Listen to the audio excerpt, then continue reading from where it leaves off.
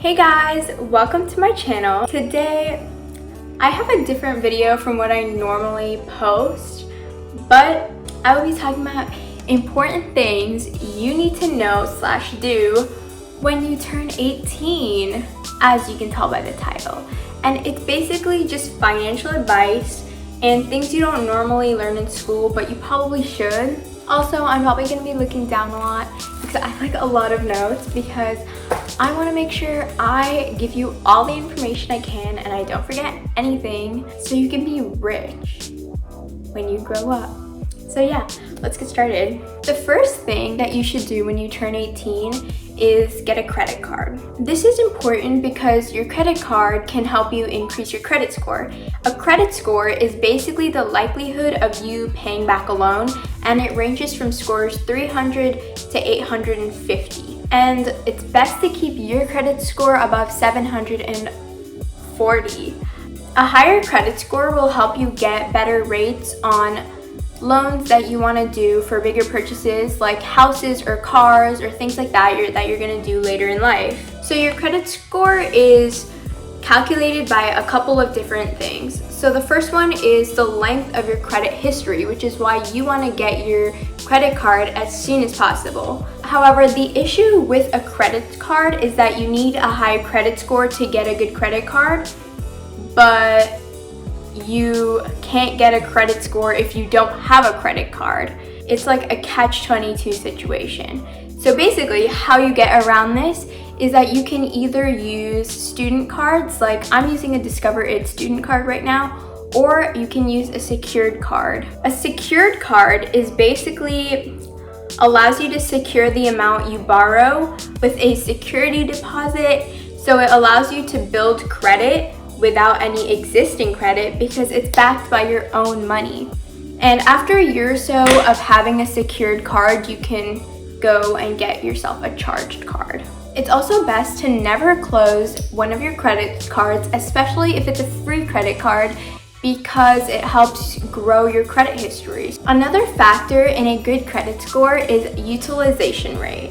And utilization rate is how much of the total spending limit you have on a credit score, how much of that you actually use.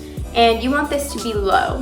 When you first get a credit score, your spending limit is usually going to be around $500 to $1,000. So if you don't have a lot of credit to begin with, how are you going to lower your utilization rate? Well, I'm going to tell you how. So you do this by getting, after you have a better credit score, you do this by getting multiple credit cards. So the total amount of credit you have available to you is a lot more, so your utilization rate stays low. The most important factor of a good credit score is paying your bills on time. You should only get a credit card if you know that you won't be overspending on it and you know that you can pay back in full every month. One easy way to do this is by setting up auto payment so you don't forget any month, because if you do forget, a late payment can stay on your report for 7 years. And it will also help you not get crippling debt when you're older. So make sure to not do that. No late payments. Pay it in full every month on time, and that's how you get a good credit. And if that seems kind of hard, or if you're just new to it, I would recommend either starting with cash, or a debit card is a great option too, so you can learn how to spend your money wisely and not overspend. The next important thing you should do is get a bank account. So you can either have your own bank account, or you can have a bank account joint with your parents. And some bank accounts are also specially made for high school or college students. So that's great. And I recommend looking into all the fees of bank accounts before you actually get it. So now that you have your credit card that's connected to your bank account, you need to learn about budgeting. Budgeting is super important. So the general budgeting rule is called 50-30-20. So that means 50% of your monthly income or allowance goes towards your needs like groceries, utilities, rent, etc. 30% is like your spending limit for your wants, like shopping or outings or fun stuff like that. And 20% goes into saving or investing, which I will be talking about later, because that's really important. And some of that 20% should also go into an emergency fund for yourself. So the 50-30-20 isn't like a set budgeting rule that you need to follow, and you can like rebalance it to better suit your lifestyle, but those are like the 3 main categories that you need to have. And during this time, you should also probably look into getting a job because it's super important. And I know that working may seem like a big time commitment, especially if you're like going to school and stuff. However, you can look into getting a part-time job, an on-campus job, or like starting a small business selling stuff that you make. Those are all great ideas because this will allow you to gain experience and you can have your own money, so you can learn how to budget it, invest it, spend it, do whatever you want with it. The next thing you should do after you do all of that is get an investing account. I know stocks and bonds and all that stuff sounds super scary, but it's a great way to grow your money over time. So buying a stock basically means that you're buying a part of the company, and you can like lose money or gain money if this price of the stock you buy goes up or down. But owning and researching specific stocks to buy can be really time commitment, and sometimes it can be really risky because it might fluctuate a lot, especially if you're like not into finances. So I recommend like by starting out,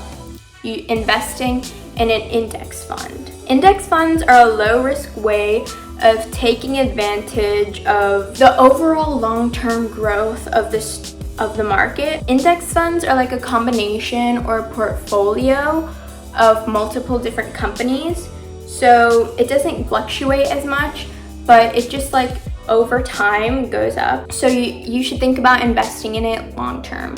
The last thing that I will be talking about today is a Roth IRA, which is basically a retirement account for yourself. And I know it might seem like kind of too early to start talking about retirement like right now, but trust me, this will help you be rich when you retire, especially if you're starting early. So getting a job here is also important because it'll help you invest money into your Roth IRA, because I don't think you're able to put money into your Roth IRA if you're not already earning money and getting taxes and stuff. That is another reason why you should get a job. Basically, a Roth IRA is your post-tax money that you invest into this account, and after you turn 59 and a half years old, you can take it out without getting double taxed. So it's pretty great. The money in this account grows through compound interest. So the money you put grows over time on its own as the value of the underlying assets that you invest in grow too, which is again why it's a good idea to start now. So by the time you're old, your money will grow a lot more than if you like start later in your life. That is all for the video today, and I know I just threw a lot of information at you guys, so if you guys have any questions at all, just put them in the comments and I'll try to answer them the best that I can. And if you're interested in learning more about this topic, I'll also be putting in different like books you can read or YouTube channels / videos you can watch.